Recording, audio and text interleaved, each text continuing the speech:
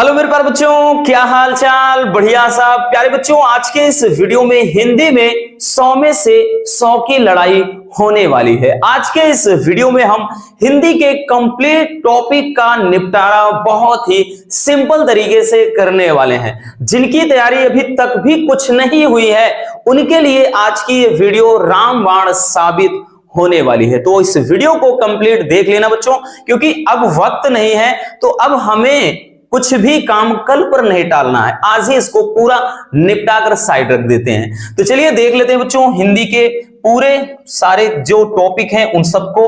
अगर हम बात करें बच्चों, जो हिंदी का आपका क्वेश्चन पेपर होगा भाई 2 खंड में होगा, खंड का और खंड खा। तो खंड का में आपका ये 50 नंबर का क्वेश्चन होगा बच्चों, और खंड खा में भी 50 नंबर के क्वेश्चन होंगे। तो चलिए देखते हैं। पहला क्वेश्चन आपका जो होगा बच्चों, बहुविकल्पी के 5 प्रश्न होंगे गद्य साहित्य से, और 5 ही प्रश्न आपके होंगे पद्य साहित्य यानी काव्य साहित्य से। तो चलिए देखते हैं किस टाइप के क्वेश्चन पूछे जाएंगे, और सारे के सारे क्वेश्चन बहुत ही यूनिक हैं, लाजवाब हैं। ठीक, चलिए बच्चों पहला क्वेश्चन देख लेते हैं। पहला क्वेश्चन कह रहा है कि परीक्षा गुरु के लेखक कौन है। परीक्षा गुरु के लेखक कौन है? तो आपके विकल्प हैं हजारी प्रसाद द्विवेदी, सदल मिश्र, लाला श्रीनिवास दास और लक्ष्मण सिंह। तो इसका सही विकल्प हो जाएगा बच्चों परीक्षा गुरु के लेखक तो लाला श्रीनिवास दास जी हैं।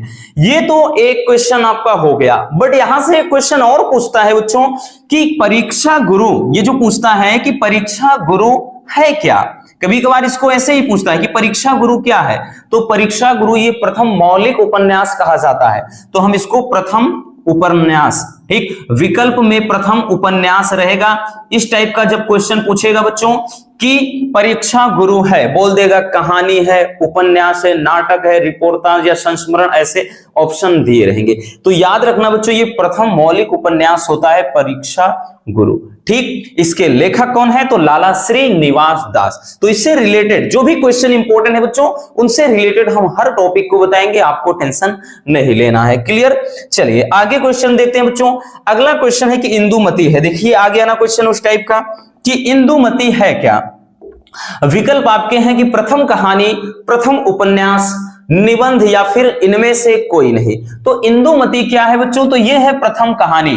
प्रथम उपन्यास तो हमने बता ही दिया, ठीक, तो ये प्रथम कहानी है। अब यहां से जो क्वेश्चन भाई अगला बनेगा वो ये बनेगा कि इंदुमती जो है भाई इसकी रचना किसने की, अर्थात इसके लेखक कौन है। तो इंदुमती के लेखक कौन है बच्चों? तो ये हैं किशोरी लाल गोस्वामी जी। कौन है? किशोरी लाल गोस्वामी जी। ठीक, तो इस टाइप से भी क्वेश्चन पूछेगा आपका कि इंदुमती के लेखक कौन है। तो किशोरी लाल गोस्वामी, बाकी इंदुमती है क्या? तो ये प्रथम कहानी है। क्लियर? अगला क्वेश्चन है कि क्या भूलूं क्या याद करूं। ये कह रहा है कि किस विधा की रचना है। तो एक क्वेश्चन आपका विधा पर भी आधारित पूछा जाएगा, ठीक, कि क्या भूलूं क्या याद करूं। अब देखिए यहां से भी आपके कई तरीके के क्वेश्चन बनते हैं। वो कैसे बनेंगे? तो पहला तो क्या भूलूं क्या याद करूं किस विधा की रचना है। ऑप्शन है जीवनी, संस्मरण, रिपोर्टाज या फिर आत्मकथा। ठीक है, तो ये कौन सी मतलब किस विधा की रचना है बच्चों? क्या भूलूं क्या याद करूं, ये है एक आत्मकथा। अब ये एक आत्मकथा है, तो पहला क्वेश्चन हो गया। अब क्या भूलूं क्या याद करूं किसकी रचना है? तो ये किसकी रचना है? तो ये है हरिवंश राय बच्चन जी की। किसके? हरिवंश राय बच्चन। तो हरिवंश राय बच्चन जी की रचना है। तो देखिए यहां से भी आपके 2 क्वेश्चन बन गए। एक तो पूछेगा कि भाई, या पूछेगा कि क्या भूलूं क्या याद करूं इसके लेखक कौन है, तो हरिवंश राय बच्चन जी। और क्या भूलूं क्या याद करूं किस विधा की रचना है, तो ये आत्मकथा है। ठीक है बच्चों, चलिए अब हम देख लेते हैं नेक्स्ट क्वेश्चन को। अगला क्वेश्चन है, अच्छे से देखते चलना, सब अपने माइंड में स्टोर कर लेना बच्चों, ये सब भूलने वाली चीजें नहीं है, एग्जाम में दिखाई पड़ेंगी। ठीक है, इसलिए ये गलती मत करना। कह रहा है कि चिंतामणि निबंध संग्रह, निबंध के संग्रह के लेखक, ये चिंतामणि जो निबंध संग्रह है इसके लेखक कौन है। आपके ऑप्शन है जयशंकर प्रसाद, आचार्य रामचंद्र शुक्ल, महादेवी वर्मा या फिर मुंशी प्रेमचंद। तो चिंतामणि भाई ये क्या है? आचार्य रामचंद्र शुक्ल जी की ये रचना है चिंतामणि। अब यहां से ये क्वेश्चन ये तो बन गया, दूसरा क्वेश्चन पूछेगा कि भाई चिंतामणि है क्या, किस विधा की रचना है? तो देखिए ये दे दिया है, तो ये क्या है बच्चों, निबंध है। तो इस टाइप से भी घुमा फिरा कर पूछता है, तो हमें नहीं घबराना, हम एकदम तैयारी करके जाएंगे ना, इसलिए ये चीज टेंशन बिल्कुल मत लीजिएगा। अगला क्वेश्चन है कि अष्टयाम कृति के लेखक कौन है? तो अष्टयाम कृति के लेखक कौन है बच्चों? आपके विकल्प हैं गोकुलनाथ, या फिर वल्लभाचार्य, या फिर नाभादास, या फिर तुलसीदास जी। तो ये जो अष्टयाम है ये किसकी रचना है बच्चों? तो अष्टयाम कृति के लेखक कौन है? तो नाभादास जी हैं, ठीक है।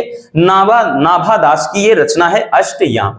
तो इस तरीके से आपके गद्य साहित्य से 5 बहुविकल्पी प्रश्न पूछे जाएंगे।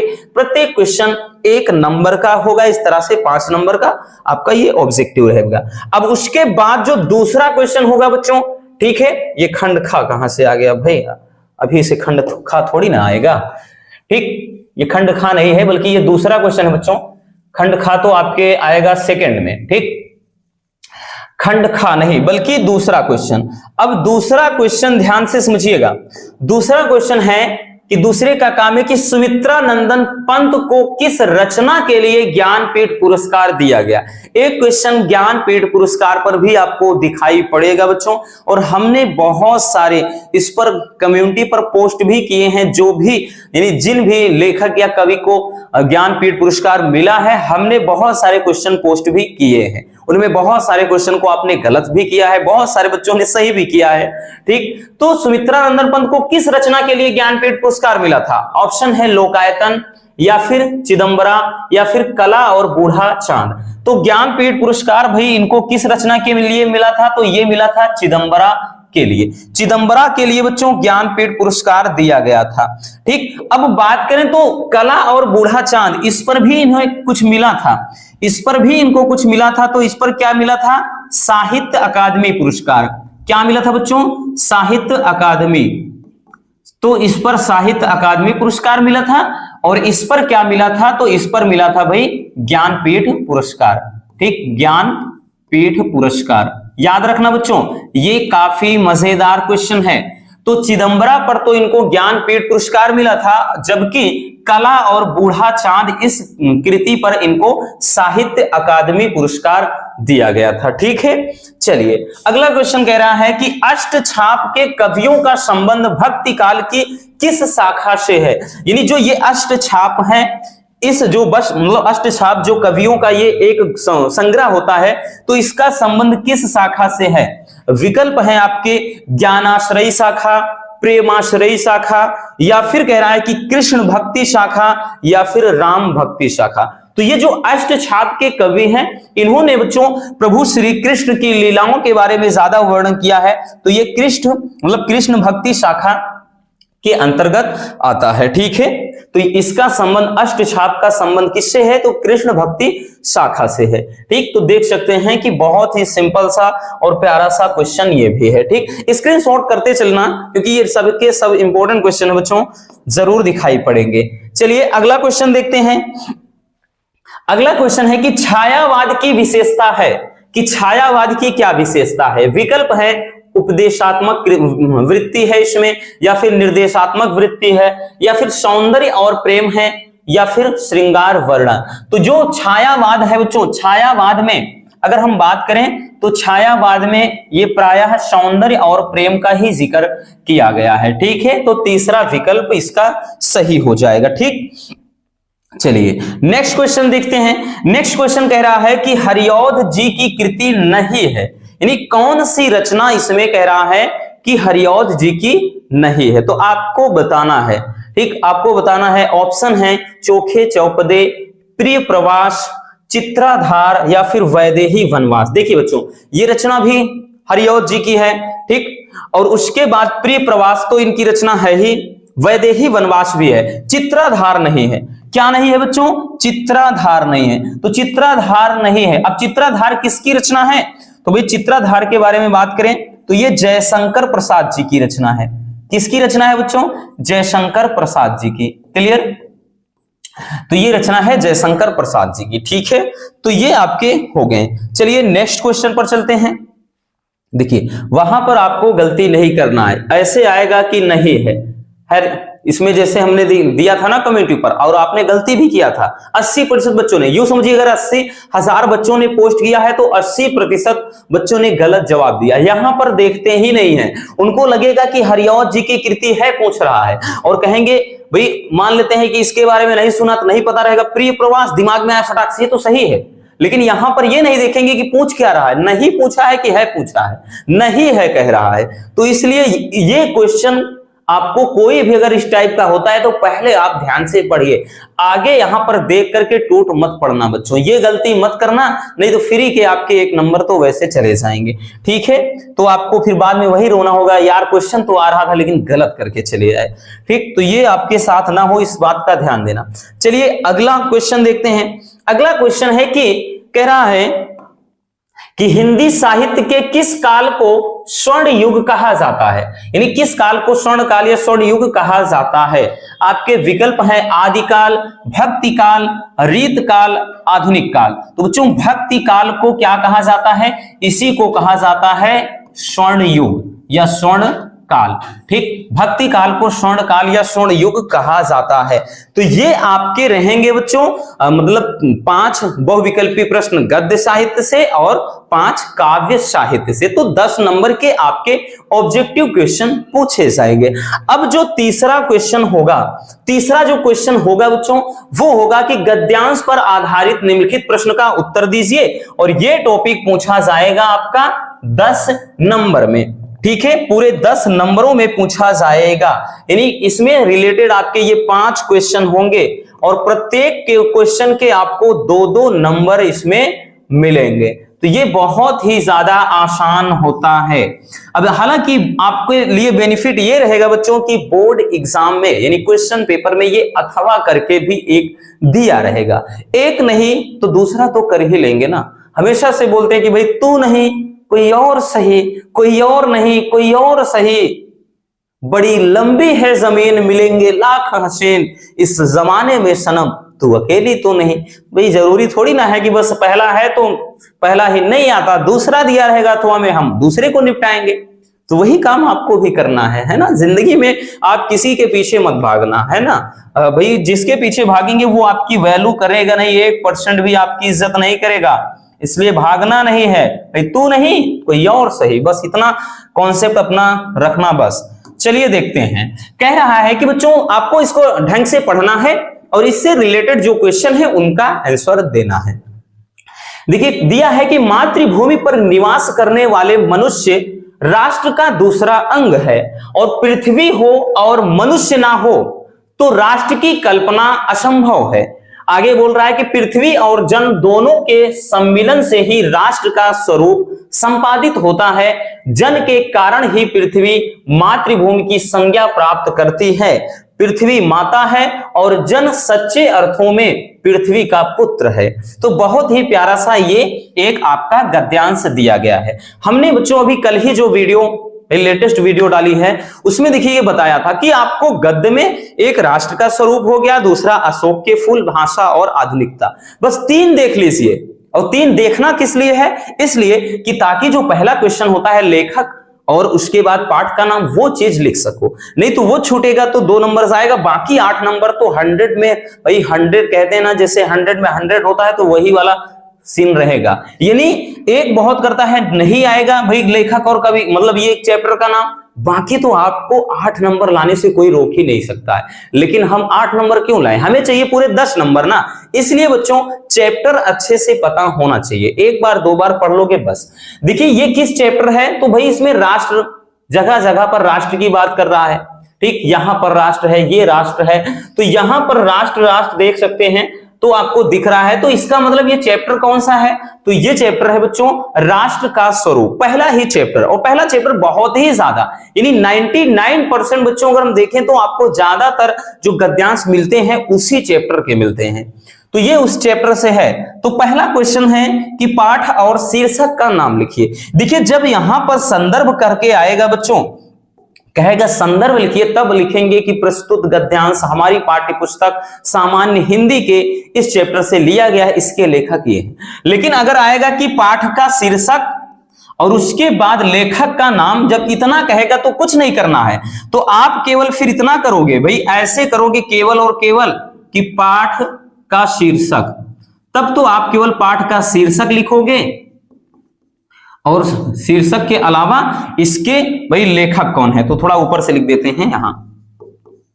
पाठ का शीर्षक। पाठ का शीर्षक बोले तो चैप्टर का नाम, ठीक, और उसके बाद इसके लेखक लिखना है। तो भाई पाठ का शीर्षक क्या है, कौन सा चैप्टर है बच्चों, तो चैप्टर हमने बताया ना राष्ट्र का स्वरूप, कौन सा है, तो ये है राष्ट्र का स्वरूप चैप्टर से, ठीक, राष्ट्र का स्वरूप चैप्टर से है। और लेखक कौन है, तो वासुदेव शरण अग्रवाल जी हैं। कौन है बच्चों, वासुदेव शरण अग्रवाल जी। तो अग्रवाल जी क्या हैं, इसके लेखक हैं, ठीक, तो ये हो गया। अब दूसरा क्वेश्चन जरा देखते हैं, तो भाई 2 नंबर मिल गए आपको। दूसरा क्वेश्चन है कि राष्ट्र की कल्पना कब संभव है, ठीक है, कब संभव है राष्ट्र की कल्पना, ठीक, अरे भाई संभव नहीं, यहां पे असंभव होना चाहिए,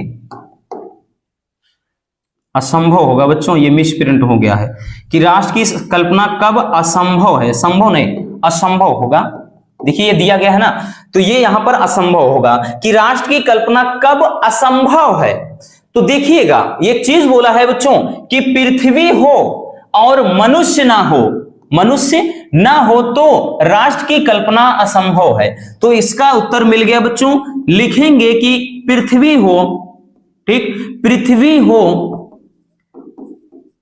और कह रहा कि पृथ्वी हो और मनुष्य ना हो, मनुष्य ना हो तो राष्ट्र की कल्पना असंभव है। तो राष्ट्र की कल्पना असंभव है, ठीक, असंभव है। तो समझ में आ गया कि भाई पृथ्वी हो लेकिन अगर मनुष्य ही ना हो, भाई जाहिर सी बात है, इस अगर हम बात करें कि भूतल पर रहने वाला कोई मनुष्य ही ना हो तो समाज कैसे बन सकता है, एक देश कैसे बन सकता, नहीं बन सकता ना। तो भाई वही चीज बोल रहा है कि पृथ्वी हो और मनुष्य ना हो तो राष्ट्र की कल्पना असंभव है।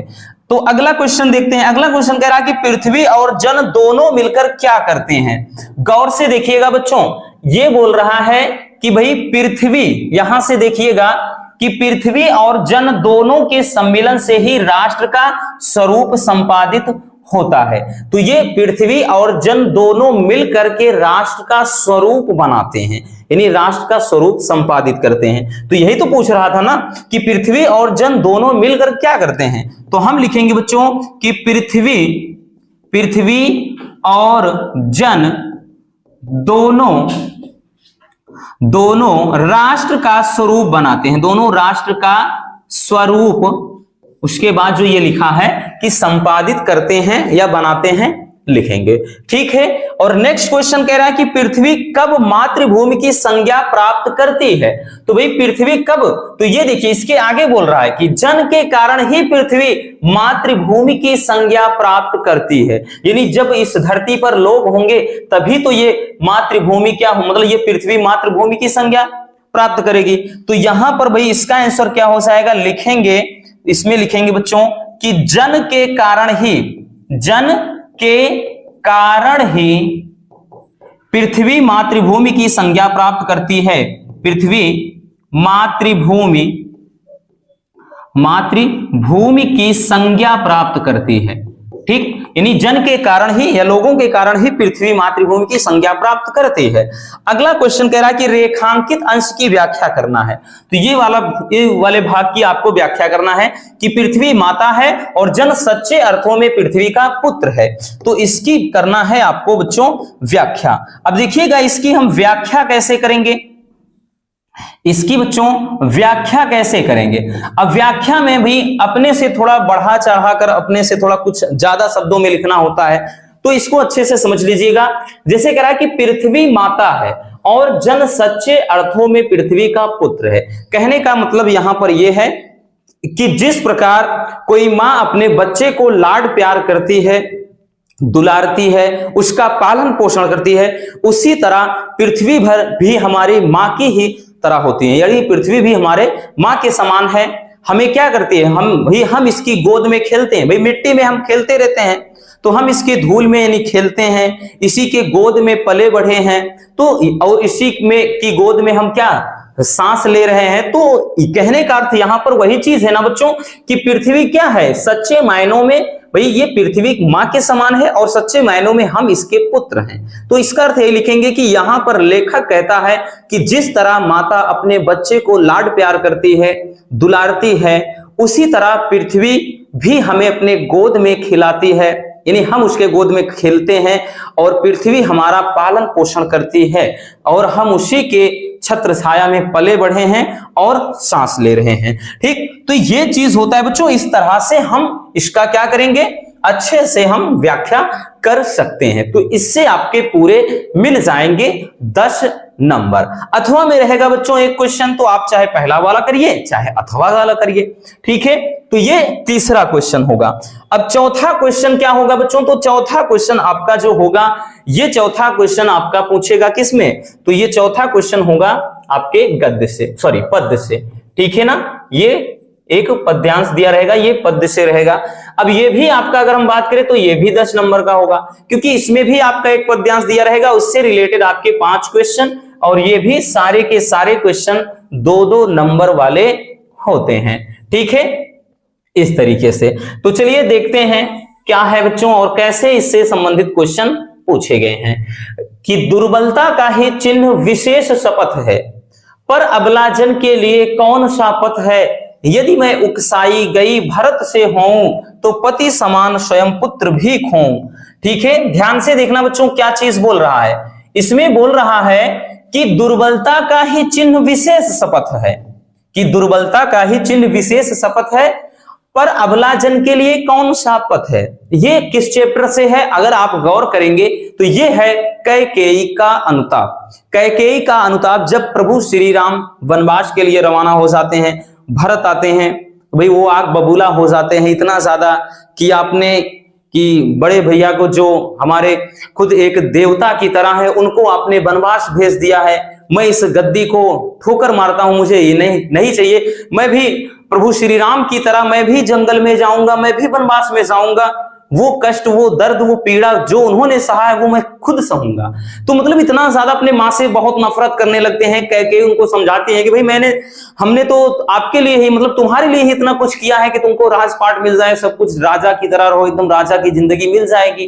ठीक, क्योंकि सिंहासन तो अब तुम्हारा हो गया, लेकिन वो ठुकरा देते हैं। तो भाई क्या होती, पूरी सभा चल देती है जंगल में। वहां पर एक सभा का आयोजन होता है, मतलब वहां पर भी जैसे होती है ना मीटिंग जिसको बोलते हैं, तो सब लोग बैठे होते हैं, तो वहां का दृश्य है, तो वहां की ये बात है। और सब कुछ धीरे धीरे जो एक आग, जैसे कहते हैं ना कि एक ज्वालामुखी की तरह जो कैकेयी थी, वो भी अब धीरे धीरे शांत हो जाती है वहां पर जब जाती हैं अपने बेटे की पीड़ा को देखकर। तो वही का ये है कि दुर्बलता का ही चिन्ह विशेष शपथ है। ये कहती हैं कि दुर्बलता का चिन्ह विशेष शपथ है। शपथ यानी जब कोई व्यक्ति सौगंध खाता है या कोई शपथ लेता है, तो उससे उस व्यक्ति की दुर्बलता यानी कमजोरी का पता चलता है। ठीक, पर अबला जन के लिए कौन सा पथ है, लेकिन मुझ अबला के लिए अब इससे अतिरिक्त कोई दूसरा रास्ता भी तो नहीं है। यानी सामने वाला जब कोई कसम खा लेता है बच्चों, तो उससे उसकी कमजोरी, बोलते हैं ना कि भाई मैं कसम खा रहा हूं, मैंने ये नहीं, तो वो सबसे ज्यादा कमजोर उसी समय लगता है कि ये बहुत ही ज्यादा क्या है, कमजोर है, एकदम इसका मनोबल टूट गया है, ये सच बोल रहा है। तो वही चीज ये कह रहा है कि भाई दुर्बलता का ही चिन्ह विशेष शपथ है, कि शपथ ले ग्रहण करने से या शपथ या सौगंध या कसम खाने से किसी व्यक्ति की दुर्बलता का पता चलता है, लेकिन मुझ अबला के पास अब इसके अलावा कोई दूसरा रास्ता भी तो नहीं बचा है, यानी मैं केवल कसम खा सकती हूं। आगे कह रहा कि यदि मैं उकसाई गई भरत से हूं, कि यदि मैं भरत से उकसाई गई हूं, भाई कह रहा है, कहती हैं कि अगर तुमको लगता है कि मुझे भरत ने उकसाया है, तो पति समान ही स्वयं पुत्र भी खोऊं। तो यहां पर खोऊं है, खोजे नहीं है, खोऊं। ठीक, पति समान स्वयं पुत्र भी खोऊं। तो ये प्रभु श्री राम से कहती हैं कि अगर आपको लगता है कि मुझे भरत ने उकसाया है, तो जिस तरह से मैंने अपने पति को खोया है, उसी तरह से अपने पुत्र को भी मैं आज खो दूं। तो ये आपका एक पद्यांश है। अब इससे रिलेटेड बच्चों आपके 5 क्वेश्चन दिए गए हैं। पहला क्वेश्चन है कि भाई पद्यांश के पाठ और कवि का नाम लिखिए। तो पहला तो भाई हमने बताया ना सब में यही होगा, पहला तो सब में यही होगा। तो हम लिखेंगे क्या, हम लिखेंगे बच्चों पाठ का नाम, पाठ का नाम। अब उसके बाद दूसरा है कि कवि का नाम, कवि का नाम, पाठ का नाम और कवि का नाम। तो भाई ये कौन सा पाठ है, किस पाठ से लिया गया है, तो कैकेयी का अनुताप, कैकेयी का अनुताप। अनुताप का मतलब क्या होता है, पश्चाताप। तो कैकेयी का अनुताप होता है किस चैप्टर, मतलब इसके कवि कौन है बच्चों, तो ये मैथिली शरण गुप्त जी हैं, है ना। कौन है, मैथिली शरण गुप्त, मैथिली शरण गुप्त, ठीक। तो मैथिली शरण गुप्त है, कहीं कहीं मैथिली लिखा होता है, मैथिली लिखा होता है, ऐसे भी, ठीक है, ये हो जाता है। तो पहला भाई पहले क्वेश्चन का आंसर तो मिल गया। दूसरा है कि अपनी बात को प्रमाणित करने के लिए कैकेयी के पास एकमात्र उपाय क्या था। तो भाई इनके पास एकमात्र उपाय क्या था बच्चों, वो केवल शपथ था। तो इनके पास एकमात्र उपाय क्या था, तो हम लिखेंगे क्या चीज लिखेंगे, तो इनके पास एकमात्र उपाय था शपथ, ठीक, यानी सौगंध। अगला क्वेश्चन है कि अबला और शपथ का अर्थ लिखिए। अबला और शपथ का अर्थ लिखना है कि भाई अबला के मतलब क्या होता है, और दूसरा है कि शपथ का मतलब क्या होता है। तो अबला का मतलब क्या है, अबला के का अर्थ होगा बच्चों, देखिए अबला का मतलब होता है एकदम असहाय, दुर्बल, निर्बल जिसको बोलते हैं, ठीक। असहाय हम लिखेंगे, असहाय, ठीक। और उसके बाद ये जो है शपथ, शपथ का मतलब होता है सौगंध, सौगंध या कसम, ठीक है ना, कसम खा के कहो, मुस्कुरा के कहो, वही वाला, ठीक। अगला है क्वेश्चन की रेखांकित अंश की व्याख्या करना है। ये जो है अब इसकी व्याख्या करना है कि दुर्बलता का ही चिन्ह विशेष शपथ है, पर अबलाजन के लिए कौन सा पथ है। तो यहां पर वही चीज है, लिखेंगे बच्चों व्याख्या में कि प्रस्तुत, ठीक, प्रस्तुत लाइन में या पद्यांश में, या लिखेंगे कि कवि का कहना है या कवि कहता है कि, यहां पर लिखेंगे कि किसी व्यक्ति की कमजोरी का पता उसके शपथ से लगता है। यानी जब कोई व्यक्ति शपथ ग्रहण करता है, यानी शपथ लेता है या सौगंध खाता है, तो उससे उसकी कमजोरी का पता चलता है। लेकिन मुझ अबला के लिए अब इसके अलावा दूसरा कोई रास्ता भी तो नहीं बचा है। तो ये इसका क्या हो जाएगा, अर्थ हो जाएगा, ठीक है। हम फिर से बोल दे रहे हैं, आप इसको अच्छे से सुन लीजिएगा बच्चों। यहां पर लिखेंगे कि कवि कहता है कि कैकेयी कहती हैं कि जब कोई कसम खाता है तो उससे उसकी कमजोरी, तो उससे क्या है, उस कसम से उसकी कमजोरी का पता चलता है। लेकिन अब मुझ अबला के पास इसके अलावा कोई दूसरा रास्ता भी तो नहीं बचा है, ठीक, ये चीज। अब उसके बाद है कि उकसाए गए या उकसाए जाने के बात पर कैकेयी ने क्या कहा। जब यहां पर उकसाने की बात होती है कि अगर आपको लगता है कि मुझे भरत ने उकसाया है, तो वो कह रहा है कि उकसाए जाने के बात पर कैकेयी ने क्या कहा। तो यहां पर क्या कहती हैं कि यदि मैं उकसाई गई भरत से हूं तो पति समान ही स्वयं पुत्र भी खोऊं। तो क्या कहती हैं कि अगर लगता है कि भाई मुझे भरत ने उकसाया है, तो जिस तरह से मैंने पति को खोया है उसी तरह पुत्र को भी खो दूं। तो यहां पर लिखेंगे बच्चों कि, लिखेंगे कि उकसाए जाने के बात पर कैकेयी कहती हैं, कैकेयी कहती हैं कि जिस तरह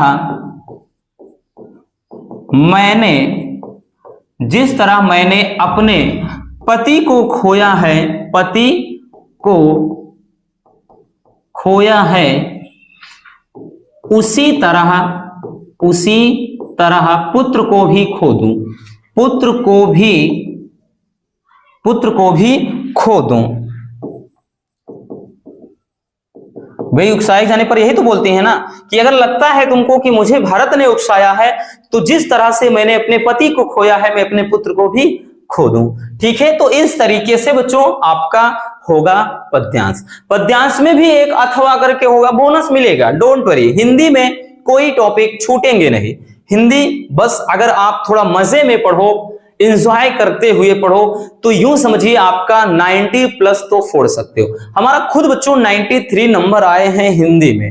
भाई अपने समय में हम भी टॉपर रह चुके हैं, ठीक। वो बात अलग है कि कुछ एक दो पेपर में थोड़ा गड़बड़ हो गया था, नहीं तो अपना भी सपना था कि 90 प्लस फोड़ना। बाकी हमारे भी परसेंटेज एकदम दिल से बता रहे हैं कि 86% हमारा बना था, ठीक, इंटर में।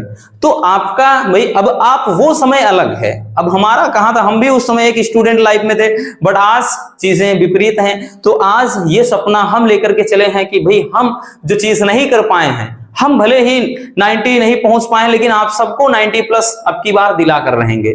इसलिए बच्चों हौसला होना चाहिए, सब कुछ फोड़ सकते हो, ठीक है। ये सब टॉपिक क्या है, बड़े इंटरेस्टिंग होते हैं। हिंदी में सब के ठोस नंबर होते हैं, किसी में 5 मिलेंगे, किसी में 10 मिलेंगे, ऐसे ऐसे करके आपको नंबर मिलते हैं, ठीक। इसलिए आपको अच्छे से सारे टॉपिक को बढ़िया तरीके से निपटाना होगा। चलिए स्क्रीनशॉट कर लीजिए, काफी ये मजेदार एक पद्यांश है, हो गया।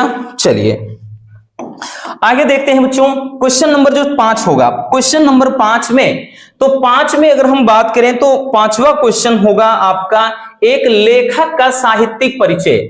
और ये टॉपिक भी आपका 5 नंबर का होगा और दूसरा टॉपिक भी आपका 5 नंबर का होगा, ठीक। यानी का और खा करके देगा 5वें में। पहला होगा कि भाई किसी लेखक का साहित्यिक परिचय देते हुए उनकी प्रमुख रचनाओं का उल्लेख करना है। और इनमें कौन 3 है, तो भाई हमने पहले भी बताया है आपको कि वासुदेव शरण अग्रवाल हो गया, हजारी प्रसाद द्विवेदी जी हो गए, और उसके बाद डॉक्टर एपीजे अब्दुल कलाम।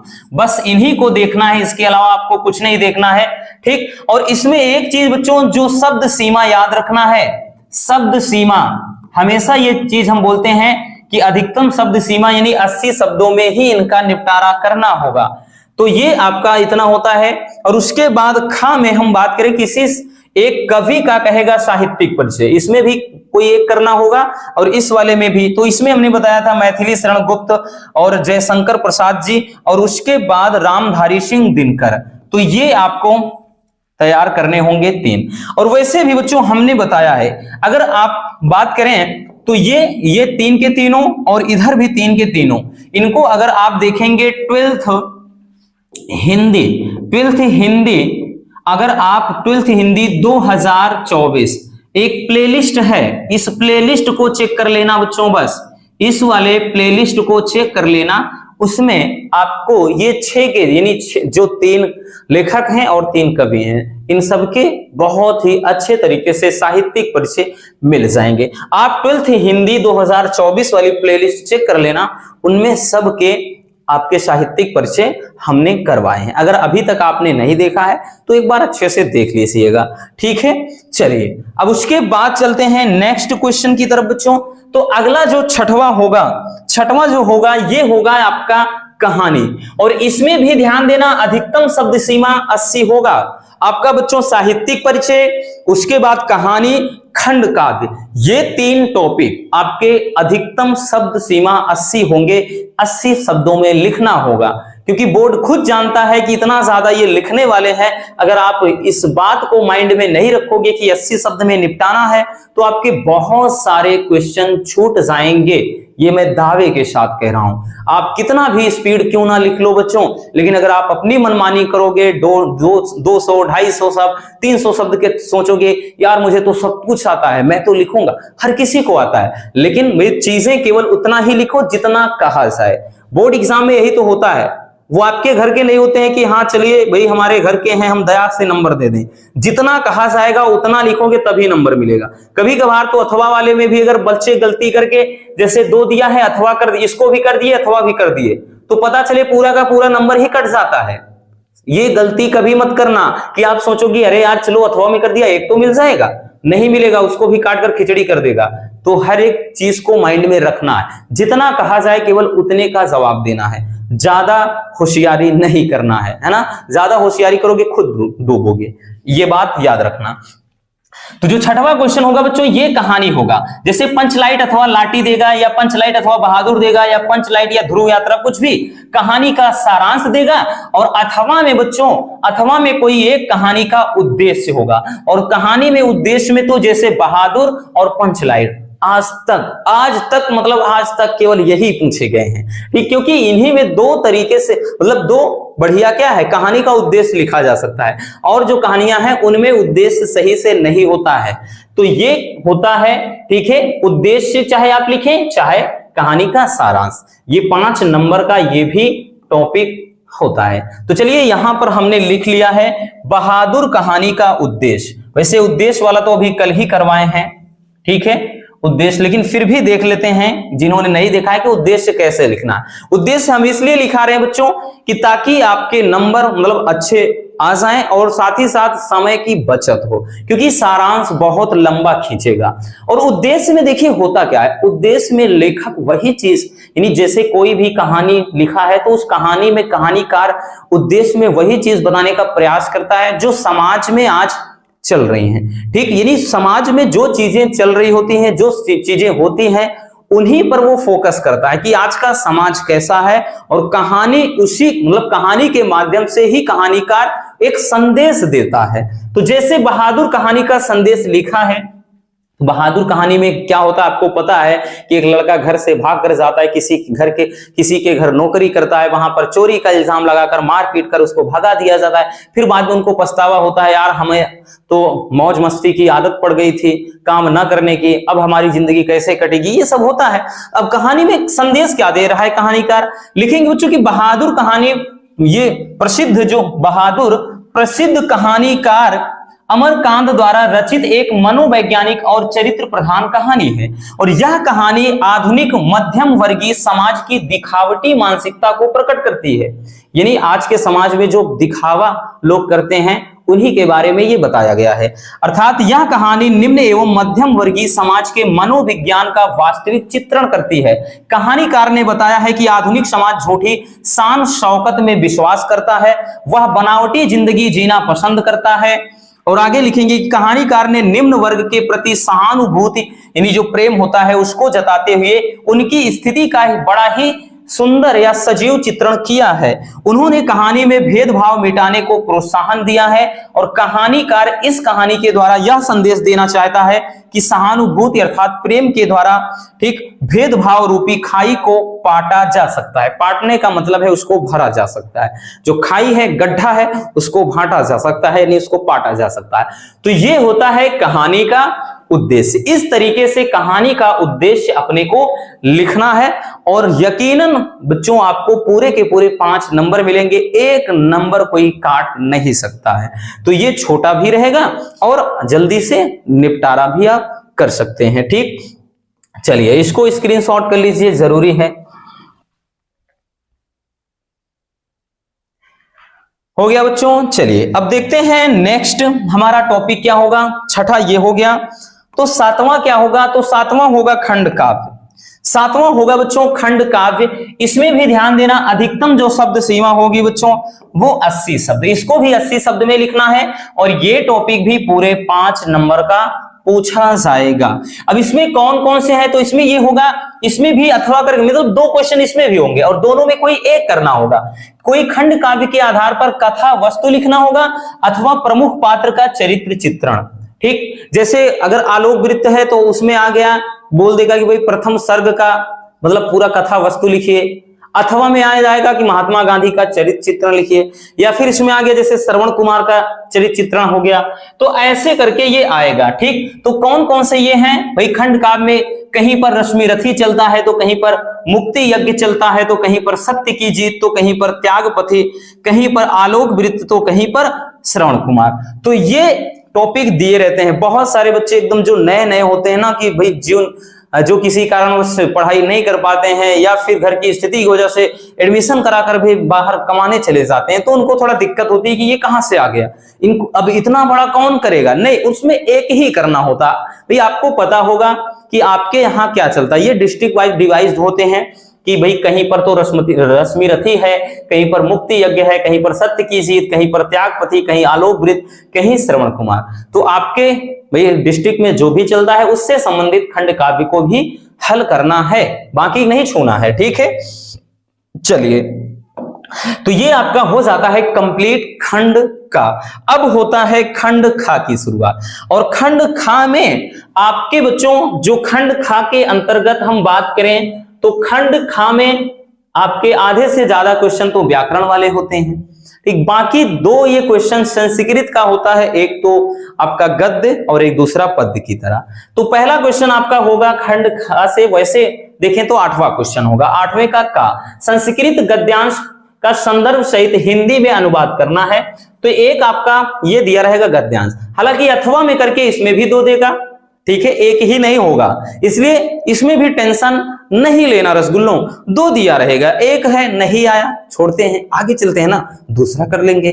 तो यहां पर आपके भी यहां पर भी 2 देगा, अथवा करके एक एक। और इसमें करना क्या होगा, संदर्भ सहित हिंदी में अनुवाद करना होगा। सबसे पहले संदर्भ लिखेंगे कि प्रस्तुत गद्यांश हमारे पाठ्य पुस्तक संस्कृत दिग्दर्शिका के इस चैप्टर से अवतरित है या लिया गया है, बस ऐसे लिख देंगे बस। और फिर हेडिंग बनाएंगे अनुवाद और पूरा का पूरा छाप देंगे। जैसे एक दिया गया कि महामना विद्वान वक्ताम धार्मिको नेता, ये उसके बाद पटु पत्रकारश्च आशिता। देखिए ये क्या है कि भाई महामना मालवीय से है। ठीक, वैसे जितने इंपॉर्टेंट हैं हमने करवाए भी हैं, और बाकी आपके पास क्वेश्चन बैंक होगा बच्चों, तो आप तो उसको अच्छे से 1 बार 2 बार 3 बार देख कर के भी मिला सकते हैं, ये फिक्स होते हैं। और ये टॉपिक बच्चों पूरे 7 नंबर में पूछा जाता है। ठीक, जैसे आ गया कि भाई महामना, इसमें हमने बताया था कि 2-3 चैप्टर ऐसे हैं बहुत ही ज्यादा इंपॉर्टेंट। एक संस्कृत भाषाया महत्वम, दूसरा महामना मालवीय, तीसरा जातक कथा। बस 3 अच्छे से एक बार अच्छे तरीके से पूरा अर्थ निकाल लीजिए, बस और कुछ नहीं करना है।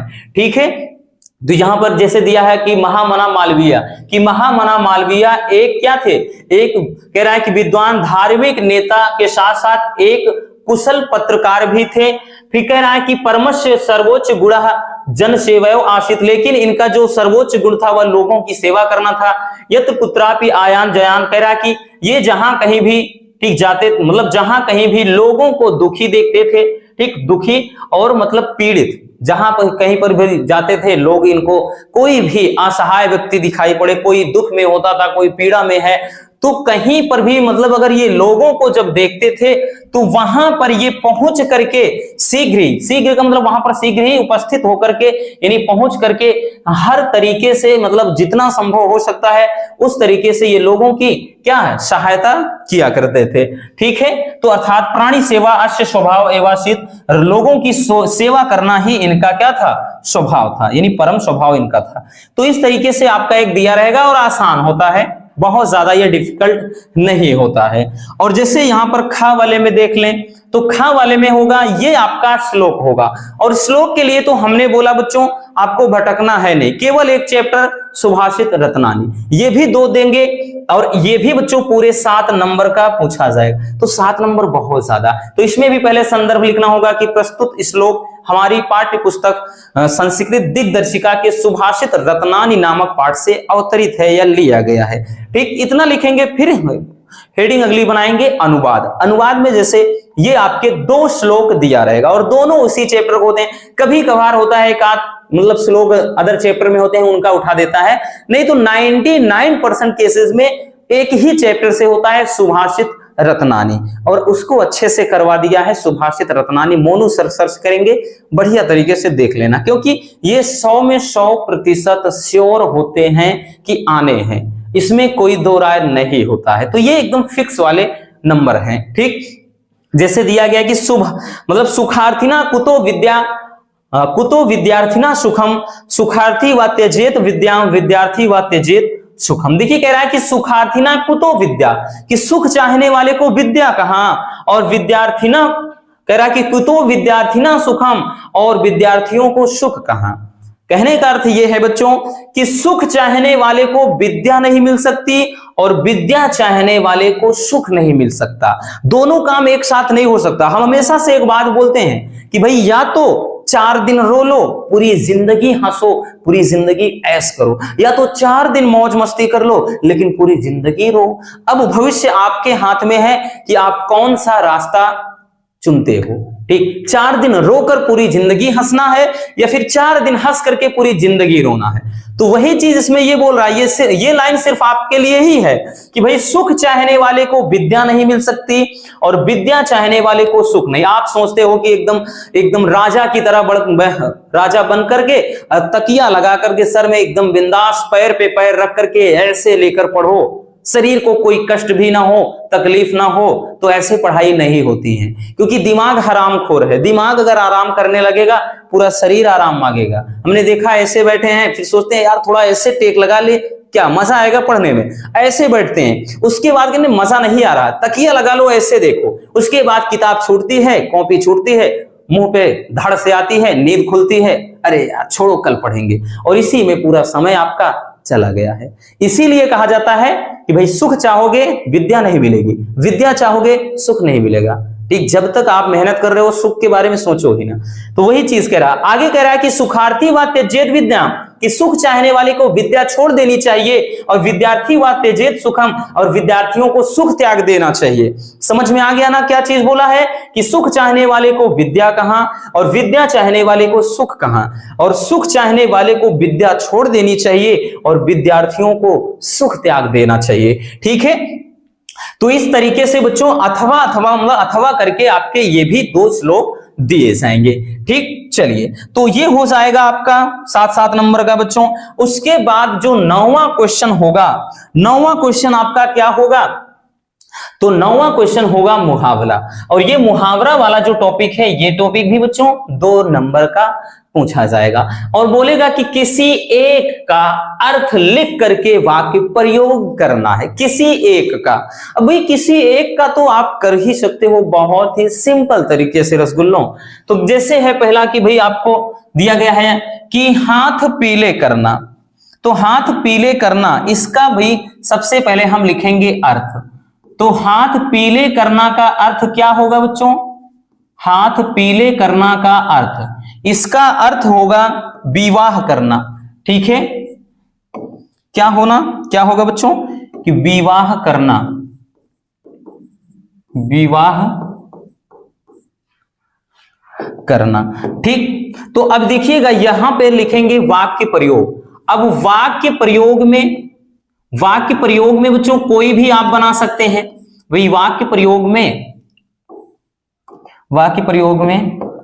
कहा गया भाई, हाँ देखिए वाक्य प्रयोग में लिखेंगे कि जैसे लिखेंगे कि रमेश ने अपनी बेटी के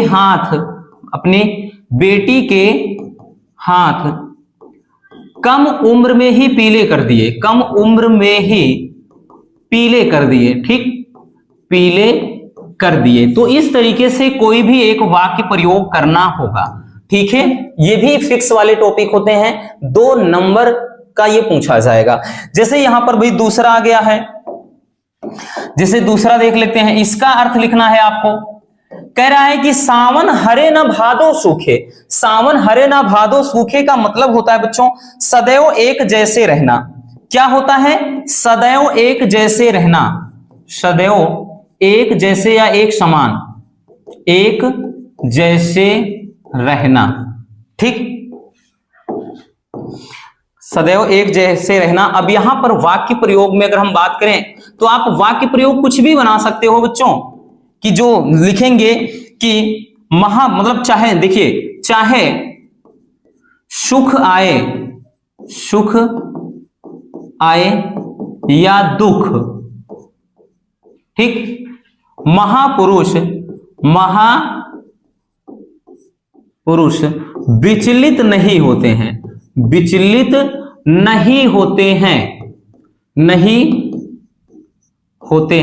ठीक, अर्थात इनके लिए सावन हरे न भादो सूखे, ऐसे लिखेंगे। आगे लिखेंगे चाहे सुख आए या दुख आए महापुरुष विचलित नहीं होते हैं, अर्थात इनके लिए सावन हरे न भादो सूखे, यानी ये सदैव एक जैसी स्थिति में, यानी हमेशा एक जैसे रहते हैं, विचलित नहीं होते हैं। अब इसका अर्थ लिखेंगे बच्चों।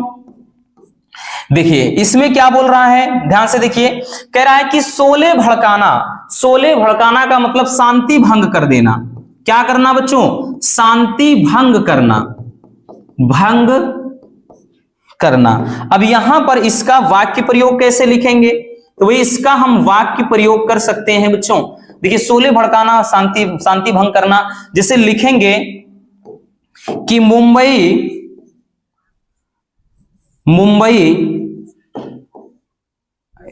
का कानपुर लिख देते हैं भाई, कानपुर का दंगा मशहूर होते हैं। कानपुर के दंगे ने सारे शहर में शोले भड़का दिए, शोले भड़का दिए, शोले भड़का दिए। ठीक, इस तरीके से हो जाएगा। अगला क्या है बच्चों, एक और दिया है कि उंगली पर नचाना, मतलब इसका क्या अर्थ होगा, उंगली पर नचाना मतलब इसका हो जाएगा भाई कि वश में करना, वश में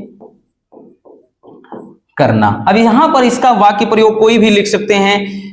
वाक्य प्रयोग में क्या लिखेंगे बच्चों, जैसे हम लिखेंगे भाई कि जिलाधिकारी मतलब अपने से नीचे के कर्मचारियों को उंगली पर नचाते हैं। ठीक, लिखेंगे कि भाई जिलाधिकारी कर्मचारियों को, यानी अपने से जो नीचे कर्मचारी होते हैं उनके कर्मचारियों को उंगली पर नचाते हैं। ठीक, उंगली पर नचाते हैं। तो इस तरीके से आपको करना होगा। हालांकि आपको तो एक करना है ना, हम सब करके बता दिए हैं, बट आपको बच्चों एक ही करना होगा वहां पर। ठीक, आपको सब करने की जरूरत नहीं है, कोई एक कर देंगे और पूरे बच्चों आपके 2 नंबर आपके झोली में हो जाएंगे। ठीक, समझ में आ गया बच्चों। चलिए अब हम देखते हैं नेक्स्ट क्वेश्चन। स्क्रीनशॉट करना हो अगर कर लीजिए, वैसे सारे के सारे काफी इंपॉर्टेंट हैं। चलिए नेक्स्ट लिखते हैं बच्चों। अगला जो 10वां टॉपिक होगा, जो 10वां होगा बच्चों, तो 10वां आपका ये होगा अपठित गद्यांश या फिर कोई पद्यांश, यानी कविता के तरीके भी पूछा जा सकता है। और ये टॉपिक होगा पूरे के पूरे 5 नंबर में और बहुत ज्यादा आसान होता है। हमने बहुत सारे अपठित गद्यांश अलग से करवा चुके हैं। इसमें होता क्या है, तो इसमें आपका एक अपठित मतलब कोई भी कुछ भी देगा और उससे रिलेटेड आपके 3 क्वेश्चन दिए रहेंगे और इन तीनों क्वेश्चन के जो आंसर होंगे, यानी इनके जो उत्तर होंगे, आपको इसी गद्यांश में से ढूंढकर लिखना होगा। तो ये मजेदार होते हैं, इसमें मजा आता है बच्चों को हल करने में। जैसे पहले इसको पढ़ लेते हैं कि दिया गया है कि अभ्यास के बिना जीवन में सफलता नहीं मिलती। पहली बार में प्रत्येक कार्य कुछ कठिन लगता है। यदि व्यक्ति उस कार्य को कठिन समझकर बैठ जाता है तो उसे कभी भी नहीं कर सकता। ये बात सही है भाई कि शुरू में हर एक काम कठिन लगता है। जब काम आप करने लगते हो तो कठिन लगेगा, अगर वहीं छोड़ दिया तो आपकी नैया डूब गई, लेकिन आपने नहीं छोड़ा, लगे रहे, तो वो काम धीरे धीरे हलवा लगेगा। तो वही चीज कह रहा है। जैसे आगे है कि अमेरिका के राष्ट्रपति ने अभ्यासक्रम नहीं छोड़ा। अमेरिका के राष्ट्रपति ने अभ्यासक्रम नहीं छोड़ा और एक दिन राष्ट्रपति पद प्राप्त कर लिया। यदि हम अभ्यास छोड़ देंगे तो सफलता हमें छोड़ देगी। निरंतर अभ्यास एक ऐसी कुंजी है जो मनुष्य के लिए सफलता के द्वार खोल देती है। अभ्यास से विद्या अमृत बन जाती है तो बिना अभ्यास के विद्या विष का रूप भी धारण कर लेती है। अतः अभ्यास अवश्य करना चाहिए। तो ये क्वेश्चन हम, अगर आपको याद हो बच्चों, तो ये क्वेश्चन हम करवा भी चुके हैं। जिन जिन स्टूडेंट को भाई याद होगा, हमने करवा दिया है इस क्वेश्चन को। ठीक, देखिए यहां पर तो भाई कुछ भी आ सकता है, जरूरी नहीं कि यही आए, है ना बच्चों। अपठित गद्यांश में मतलब कि ये कोई नहीं जानता कहां से आए, लेकिन हाँ इतना ही कठिन नहीं होता, आसान होता है। ये आपको 5 नंबर 100% मिलेंगे। जैसे क्वेश्चन अब दिया है कि कठिन कार्य कैसे सरल हो जाता है, तो हर जगह तो बात कर रहा है किसके बारे में, अभ्यास के बारे में। तो भाई यही तो कह रहा है ना कि अभ्यास के बिना जीवन में सफलता नहीं मिलती। प्रत्येक काम मतलब काम पहले शुरू में क्या है कठिन लगता है, फिर धीरे धीरे कार्य करने लगोगे तो आप क्या हो उस पर सफलता पाते हो। तो कठिन कार्य कैसे सरल हो जाता है, तो निरंतर अभ्यास के द्वारा। तो अभ्यास के द्वारा या निरंतर प्रयास के द्वारा, उसको ऐसे भी लिख सकते हैं, ठीक है। चलिए अगला है कि सफलता साथ कैसे छोड़ देती है। सफलता कह रहा है कि साथ कैसे छोड़ देती है, तो देखिए बोला है कि यदि हम अभ्यास छोड़ देंगे तो सफलता साथ छोड़ देगी, ठीक है। कह रहा है कि यदि हम साथ, मतलब यहां पर कहा गया भाई यही तो कह रहा है ना कि सफलता साथ कैसे छोड़ देती है, तो यहां पर लिखेंगे कि यदि हम अभ्यास मतलब करना छोड़ दें, लिखेंगे ना कि यदि हम अभ्यास करना छोड़ दें, अभ्यास करना छोड़ दें तो सफलता साथ छोड़ देती है। सफलता साथ छोड़ देती है, ठीक, छोड़ देती है, इतना लिख लेना, छोड़ देती है, ठीक। आगे है कि निरंतर अभ्यास करना किसकी कुंजी है। तो भाई निरंतर अभ्यास करना किसकी कुंजी है, कहीं पर दिख रहा है बच्चों? हाँ, निरंतर अभ्यास करना एक ऐसी कुंजी है, ठीक है, जो मनुष्य के लिए सफलता के द्वार खोल देते हैं। तो निरंतर अभ्यास करना किसकी कुंजी है, तो सफलता की कुंजी है। सफलता के द्वार खोल रही है तो सफलता की कुंजी है, ठीक। तो हम लिखेंगे ऐसे कि निरंतर अभ्यास करना सफलता की कुंजी है। इसमें लिखेंगे कि कठिन कार्य अभ्यास के द्वारा सरल हो जाता है। इसमें लिखेंगे कि भाई यदि हम अभ्यास करना छोड़ देंगे तो सफलता हमारा साथ छोड़ देती है। तो इस तरीके से आपके 3 क्वेश्चन होंगे और तीनों क्वेश्चन के 5 नंबर, यानी 2 नंबर का ये होगा, फिर 2 नंबर का, फिर 1 नंबर का, इस तरीके से 5 नंबर का ये क्वेश्चन कंप्लीट होते हैं, ठीक।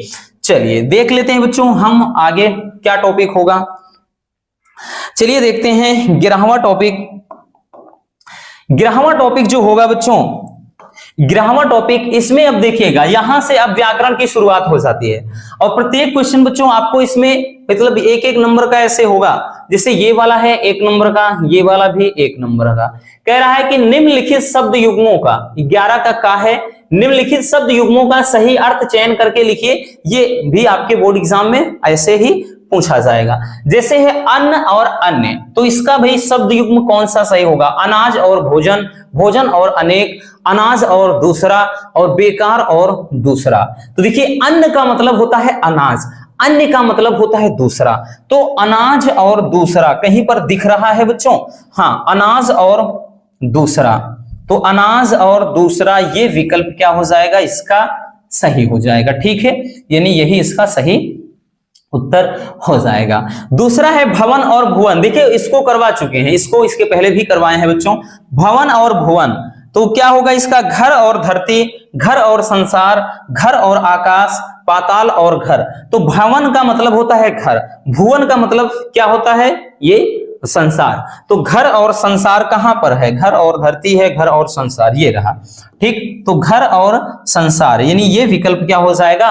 सही हो जाएगा। तो इस तरीके से शब्द युग्म वाला पूछा जाता है, किसी ना किसी सेट में जरूर आएंगे, ये पूरे के पूरे मिलते रहते हैं। अब भाई किसके किस्मत में है ये तो ऊपर वाला ही जाने, बट डोंट वरी, बहुत सारे क्वेश्चन हमने करवा दिए हैं, टेंशन नहीं लेना है। चलिए अब देखते हैं बच्चों इस वाले को, ये तो बड़ा ही लाजवाब होता है, ठीक। ये भी बच्चों 2 नंबर का क्वेश्चन होगा और इसमें भी किसी एक शब्द के 2 अर्थ लिखना होगा, किसी एक को ही करना है, ज्यादा टेंशन नहीं लेना। आपके वहां पर इसी तरह से 3 या 4 दिए रहेंगे और वहां पर भी आपको केवल एक के 2 अर्थ लिखना होगा। जैसे यहां पर दिया गया है बच्चों, जैसे दिया गया है कि भाई चपला है, पयोधर है, मधु है और गुरु है। चपला का मतलब क्या होता है? चपला का मतलब होता है बच्चों यहां पे बिजली, ठीक, बिजली लिखें हम, या फिर इसी को हम लिख सकते हैं लक्ष्मी। भाई बिजली का ये पर्यायवाची क्या? ये सबसे ज्यादा अब तक का पूछा जाने वाला क्वेश्चन है ये चीज, ठीक। जैसे बिजली हो गया, लक्ष्मी हो गया, दामिनी इसी को कहते हैं। और उसके बाद यहां पर एक चंचला भी कहते हैं, चंचला, ठीक, ये चंचल स्त्री। तो बट आपको दो करना है, जैसे बिजली लिखती है लक्ष्मी, बस बहुत है, या फिर लक्ष्मी और दामिनी, तो चाहे जो लिखिए दो लिखना है। हम तो 3-4 लिखवा दे रहे हैं, जितने भी भाई हमको याद हैं हम लिखवा दे रहे हैं ताकि आपको ना दिक्कत हो बच्चों। ठीक, पयोधर, पयोधर का क्या होगा रसगुल्लों? तो पयोधर का मतलब होता है भाई, देखिए पयोधर का मतलब होता है बादल, पयोधर ये बादल भी लिख सकते हैं। अब उसके बाद इसको पयोध भी कहा जाता है, इसी को जलधर भी कहा जाता है, इसी को घन भी कहा जाता है। ठीक है, तो मतलब इसके भी बहुत ज्यादा मतलब हो जाते हैं, बादल, पयोध, जलधर, घन, ये सब के सब पयोधर के मतलब पर्यायवाची होते हैं या अनेकार्थी शब्द होते हैं। ठीक है बच्चों, चलिए अगला है मधु। अब देखिए मधु को क्या बोलते हैं? तो इसको बोला जाता है भाई, एक तो रसा कहते हैं, रस या रसा भी कहा जाता है, मधु को मतलब शहद भी कहते हैं। ठीक, अब याद रखिएगा शराब को भी मधु कहा जाता है। भाई जिनको अच्छी लगती है उनके लिए तो शराब भी क्या है? मधु है, रस है ना। इसी को शराब को भी मधु कहते हैं, और उसके अलावा मकरंद भी कहा जाता है। ठीक है, तो ये इतने मतलब होते हैं, और भी ज्यादा है बट जितने याद हैं हम उतने लिखा दे रहे हैं, हम बार बार ये चीज बोल रहे हैं। ठीक, तो ये होता है मधु का। अब उसके बाद अगला जो है बच्चों, अगला देखिएगा, अगला है गुरु का। तो गुरु को क्या कहते हैं? तो गुरु को भाई अध्यापक कहा जाता है, अध्यापक। ठीक, गुरु को अध्यापक कहते हैं। अध्यापक के अलावा इन्हीं को, ध्यान देना, ईश्वर भी इन्हीं का है। ठीक, उसके अलावा इसको अध्यापक के अलावा इन्हीं को मतलब जैसे स्वामी भी कहा जाता है। अब एक स्वामी दूसरा भी होता है, एक स्वामी तो वो पति का भी होता है, बट ये भी चीज होता है, ध्यान देना, अध्यापक है, ईश्वर या ईश भी है, स्वामी भी है। ठीक है, तो ये गुरु का होता है। समझ में आ गया बच्चों? चलिए तो जल्दी से इसको स्क्रीनशॉट कर लीजिए क्योंकि सारे के सारे काफी ज्यादा इंपॉर्टेंट है। ठीक,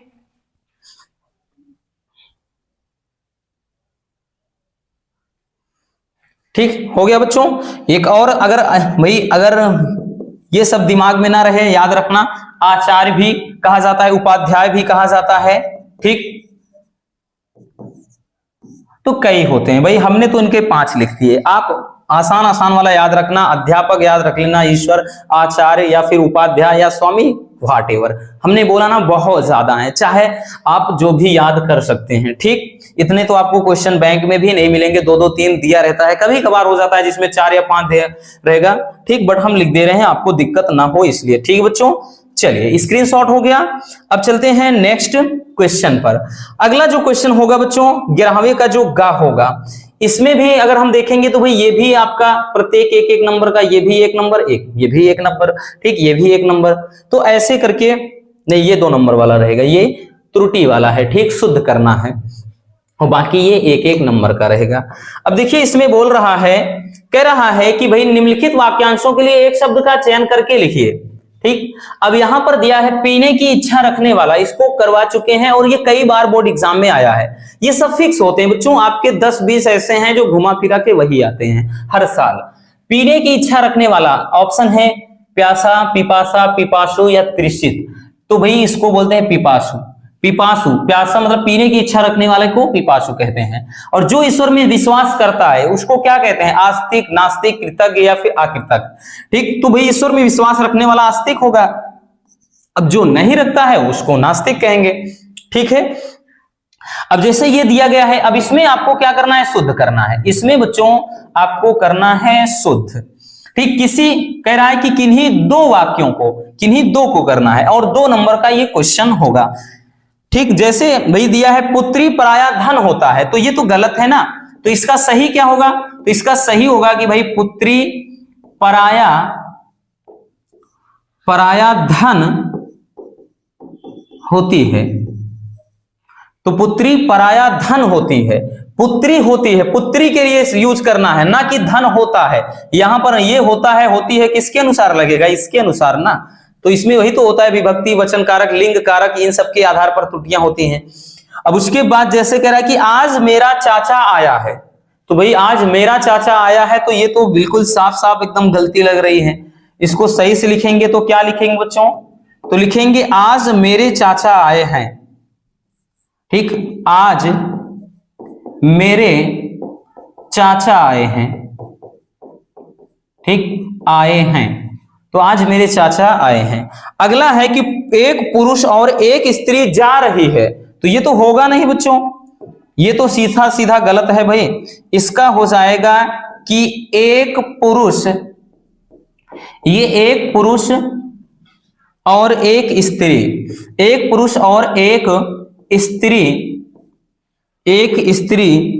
जा रहे हैं, ना कि जा रही है, जा रहे हैं। ठीक है ना, इतना याद रखना। अब उसके बाद जैसे है कि मेरा प्राण संकट में है, तो इसमें भी गलती है। इसमें मेरा प्राण संकट में नहीं बल्कि लिखेंगे बच्चों मेरे प्राण संकट में है। क्या लिखेंगे कि मेरे प्राण संकट में है, संकट में है, मेरे प्राण संकट में है, ऐसे लिखेंगे। ठीक, तो इस तरह से त्रुटि वाला होगा आपको, हालांकि दो के ही करने हैं, हम तो सबके कर रहे हैं, यहां पर कोई दिक्कत ना। ठीक है, चलिए देखिए अब 12वां जो होगा बच्चों, ये आपका काफी लाजवाब टॉपिक होता है, ये काव्य सौंदर्य के तत्व, और ये आपका पूछा जाएगा 6 नंबर का 12वां क्वेश्चन। अब 6 नंबर में होगा क्या, तो इसके अंतर्गत रस होगा। रस में जैसे श्रृंगार, करुण, हास्य, वीर, मतलब इतना कुछ भी दे सकता है, बट हम आपको रिकमेंड करेंगे आप करुण रस का देख लीजिए। अब उसके अलावा यहाँ पर वीर रस, भाई ऑप्शनल देखना चाहते हैं तो श्रृंगार रस, बाकी और कुछ नहीं। ये 2 नंबर का हो जाएगा। अब उसके बाद जो अलंकार होगा, तो इसमें तो अलंकार में शब्दार्थ दोनों होता है, बट हम आपको ये बोलेंगे भाई आप एक यमक ले लीजिए और उपमा या रूपक में एक याद कर लीजिए, बस और कुछ नहीं याद करना। ये भी 2 नंबर का हो जाएगा।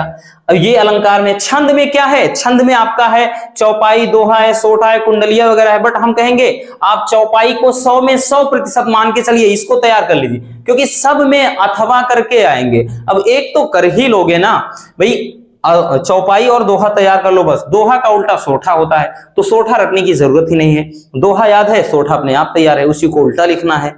ठीक है, और चौपाई को, बाकी बच्चों अगर इसको अच्छे से, ये भी 2 नंबर का आएगा, इन मतलब सब मिलाकर के 6 नंबर का होगा। आप बच्चों रस छंद अलंकार वाली हमारी वीडियो देख लेना, अभी हाल ही में तत्काल में भी इसको करवाए हैं। ठीक है, बाकी आप जो पर्सनल रस छंद और अलंकार के लिए ही अलग से बनाया है, देख लेना। अगर आज तक रस छंद अलंकार नहीं समझ में आया ना, तो उस वीडियो को देखने के बाद गारंटी है समझ जाओगे, क्योंकि उसको लगभग 6 लाख बच्चों ने देखा है। ठीक, 6 लाख बच्चों ने उस पर विजिट किया है उस वीडियो को। वीडियो अच्छी है इसीलिए बच्चों ने प्यार दिया है, तो आप भी देख लेना अगर नहीं देखा। रस छंद अलंकार मोनू सर इतना सर्च करना, नहीं तो केवल रस छंद अलंकार भी सर्च करेंगे, हमारी वीडियो मिल जाएगी। ठीक है, तो ये चीज होता है। अब उसके बाद बच्चों हम बात करें आपका 13वां जो होगा पत्र लेखन। चलिए पत्र लेखन कौन सा होगा देखते हैं, और हम लिखाकर मतलब लिखकर भी आपको बता रहे हैं। तो बच्चों पत्र लेखन जो होगा ये 13वां टॉपिक होगा, ये 6 नंबर का। यही तो सब ठोस वाले नंबर होते हैं। और पत्र लेखन में आपके 3 ही टॉपिक हैं। कौन कौन सा टॉपिक है, तो पहला है कि भाई नियुक्ति हेतु आवेदन पत्र, यानी लिपिक पद पर नियुक्ति वगैरह होता है ना, उसके लिए। ठीक है, दूसरा जैसे होगा बच्चों कि भाई बैंक से किसी व्यवसाय के लिए आपको क्या चाहिए, ऋण चाहिए, भाई आपको कर्जा लेना है, लोन लेना है। तीसरा है अपने नगर या फिर गांव की सफाई हेतु संबंधित अधिकारी को कोई प्रार्थना पत्र लिखना है। ठीक, ये 3 ही टॉपिक हैं, और 3 में हम आपको बोलेंगे आप ये दोनों, भाई चाहे ऊपर वाला छोड़ दीजिए, लेकिन ये दोनों 100 में 100% तैयार करके जाना है। कैसे लिखना है चलिए देख लेते हैं, आपको टेंशन नहीं लेना बच्चों। लिखेंगे कैसे, जैसे हम भाई लिख रहे हैं कि बैंक के शाखा प्रबंधक को ऋण प्राप्ति हेतु आवेदन पत्र, कैसे लिखिएगा बच्चों चलिए देखते हैं। लिखेंगे सेवा में आवेदन पत्र है, यहां पर भाई हम क्या कर रहे हैं, भाई जैसे आप होते ना कि किसी जैसे बैंक में आप भरते हैं, होता है आपको एप्लीकेशन देना है, कुछ भी करना है आपको, तो इसी तरीके से लिखना है आपको सेम कि सेवा में। फिर नीचे लिखेंगे शाखा प्रबंधक भारतीय स्टेट बैंक या पंजाब नेशनल बैंक, या फिर आप बैंक ऑफ बड़ौदा, ठीक, तो या स्टेट बैंक ऑफ इंडिया, कुछ भी लिख सकते हैं। तो यहां पर भारतीय स्टेट बैंक लिखा है, तो मतलब हिंदी में ही लिखना है, अंग्रेजी में नहीं लिखना है। तो तो शाखा प्रबंधक भारतीय State Bank, Civil Line Prayagraj, आप जहां से है वहां का इधर उधर कुछ भी लिख दो। अब विषय हमारा क्या होगा, ऋण प्राप्ति हेतु आवेदन पत्र लिख रहे हैं तो बच्चों हम विषय लिखेंगे, नीचे लिखना है महोदय। अब यहां पर महोदय के बाद जस्ट इसी के नीचे से नहीं, थोड़ा खाली जगह छोड़कर लिखना है। देखिए कैसे लिखेंगे, बहुत ही सिंपल तरीके से लिखा है बच्चों कि सविनय निवेदन है, लिखेंगे कि बच्चों सविनय निवेदन है कि मैंने 2019 में कानपुर विश्वविद्यालय से बीए प्रथम श्रेणी में उत्तीर्ण की है। भाई मैंने क्या किया है, 2019 में ही आप कानपुर यूनिवर्सिटी से या कानपुर विश्वविद्यालय से 2019 में ही मेरा बीए कंप्लीट हो चुका है, लेकिन अभी तक मुझे कोई रोजगार नहीं मिला, अभी तक हमको कोई भी रोजगार नहीं मिला। हमें सूत्रों से पता चला है कि विभिन्न ऋण योजनाओं के अंतर्गत या के तहत आपका बैंक भी बेरोजगार युवकों को 1 लाख रुपया तक का क्या कर रहा है भाई, ऋण प्रदान कर रहा है, यानी लोन दे रहा है। यानी हमें सूत्रों से पता चला गया है कि आपका बैंक भी बेरोजगार युवकों को 1 लाख रुपए तक का कर्जा दे रहा है। फिर नई लाइन से लिखेंगे बच्चों कि अतः आपसे विनती है कि आवश्यक दस्तावेज भरवा कर हमें भी ऋण प्रदान करने की महान कृपा करें ताकि हम अपना कोई व्यवसाय शुरू कर सकें। अब क्वेश्चन कैसे भी घुमा सकता है, क्वेश्चन पूछ लेगा कि भाई लेखन सामग्री की दुकान खोलने हेतु बैंक के प्रबंधक को एक पत्र लिखिए, या कहेगा आपको होजरी की दुकान खोलना है, जो कॉस्मेटिक वगैरह होता है, खिलौने वगैरह, गुड्डा गुड्डी इन सब के, या फिर कहेगा भाई आपको मतलब जैसे कोई भी टॉपिक घुमा सकता है कि जैसे आपको कुक्कुट पालन करना है ना, उसके लिए कहेगा मत्स्य पालन, मछली पालन करना है, उसके लिए कर्जा चाहिए। यानी हमारा सिर्फ एक टारगेट होना चाहिए कि भाई यहाँ पर हम नीचे क्या करेंगे, व्यवसाय के बारे में मेंशन कर देंगे, बाकी की तो कुछ भी टॉपिक आए सेम इसी तरीके का लिखना है। जो ऊपर लिखना है वो तो हमारा है कि भाई हम क्या, हमको कितना पैसा चाहिए, कैसे हमें पता चला है, कैसे क्या है, वो तो लास्ट में आप मेंशन करेंगे ना कि हमें इतना रुपया दे दें ताकि हम अपना ये व्यवसाय शुरू कर सकें। भाई जो व्यवसाय होगा वो नीचे लिख देंगे। ठीक, अब दिनांक में बच्चों आपके यहाँ पे दिनांक में आप ऐसे कुछ भी लिख, मतलब जो भी दिन होगा, दिनांक होगा उसको पीछे लिख करके, पूरा फुल नहीं करेंगे। ठीक, याद रखना पूरा एकदम एग्जैक्ट डेट नहीं लिखना है कि ऐसे ऐसे लिख करके ऐसे करके लिख दें, पूरा एग्जैक्ट नहीं। यहाँ पर इसको आप ऐसे डैश डैश भी कर कर लिख सकते हैं, तो कोई भी यहाँ पर डेट मेंशन करेंगे और यहाँ पर प्रार्थी में काखागा, ठीक है, ऐसे लिख देंगे। तो इस तरीके से अपने को क्या लिखना है बच्चों, आवेदन पत्र बहुत ही सिंपल तरीके से कंप्लीट हो जाएगा। ठीक, चलिए इसको स्क्रीनशॉट कर लीजिए क्योंकि इससे आसान हो नहीं सकता है। ठीक, आपको सेम इसी तरीके से लिखना है। और अब हम देख लेते हैं अगला जो होगा बच्चों वो होगा निबंध। जो 14 नंबर पे आपका टॉपिक होगा वो निबंध होगा, और निबंध पूछा जाएगा पूरे के पूरे 9 नंबरों में। निबंध बच्चों आपका पूरे 9 नंबर का पूछा जाएगा। ठीक है, और निबंध में बहुत सारे टॉपिक हैं, इतने ज्यादा टॉपिक भरे हुए हैं, बट इसमें आपको टेंशन तो लेना है नहीं, क्योंकि हर एक स्टूडेंट निबंध लिख ही लेता है। कैसे लिखना होता है हमने बहुत सारे वीडियो भी बनाए हैं, और साथ ही साथ वहां पर भी आपके 4 टॉपिक रहते हैं, 4 या 5 रहेंगे, हाँ 3 या 4 रहते हैं, एक ही करना है। कुछ इंपॉर्टेंट टॉपिक में जैसे हम बात करें बच्चों तो आपके कुछ हैं, जैसे पहला भारतीय किसान समस्याएं और समाधान, दूसरा कि भारत में भ्रष्टाचार कारण और निवारण, तीसरा बेरोजगारी की समस्या, चौथा मेरा प्रिय साहित्यकार, पांचवा है कि पर्यावरण प्रदूषण जो है समस्या और समाधान। ठीक है, ये आपका 5वां है। छठा है कि आतंकवाद समस्या और समाधान, 7वां है जीवन में खेल कूद का महत्व, और 8वां है जनसंख्या वृद्धि कारण और निवारण। तो ये कुछ आपके मतलब प्रीवियस ईयर में लगातार पूछे गए निबंध हैं। अब निबंध बस 1-2 बार आपको अच्छे से देख लेना है। ठीक, और इसमें आपको थोड़ा ध्यान रखना है लिमिट भी कि कितने वर्ड में लिखना है। ठीक है, बाकी अगर आप लोग बोलेंगे तो हम 1-2 और भी करवा देंगे जो इसमें इंपॉर्टेंट है। तो ये होता है आपका हिंदी का कंप्लीट पेपर।